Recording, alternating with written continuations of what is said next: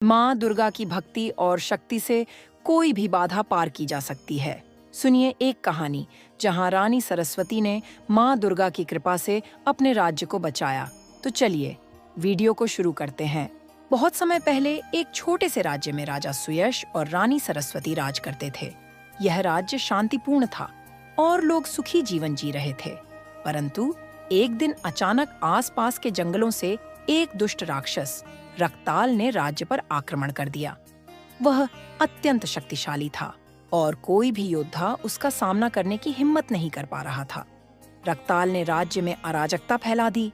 लोग भयभीत होकर अपने घरों में छिप गए और राज्य की सुरक्षा व्यवस्था पूरी तरह से चरमरा गई। राजा सुयश ने सभी देवताओं से प्रार्थना की, परंतु कोई सहायता नहीं मिली।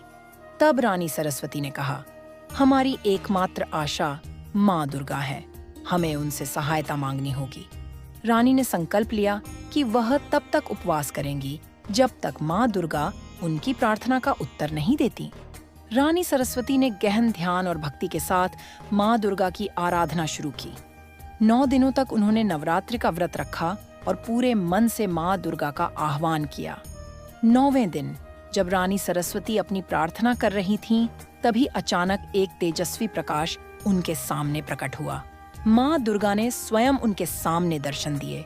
माँ दुर्गा ने रानी से कहा, हे रानी, तुम्हारी भक्ति सच्ची है और मैं तुम्हारी प्रार्थना से प्रसन्न हूँ। मैं रक्ताल का अंत करने के लिए तुम्हारी सहायता करूंगी, परंतु इस युद्ध में तुम्हें भी मेरे साथ आना होगा। रानी सरस्वती ने विनम्रता से माँ दुर्गा की शरण में जाने की स्वीकृति दी।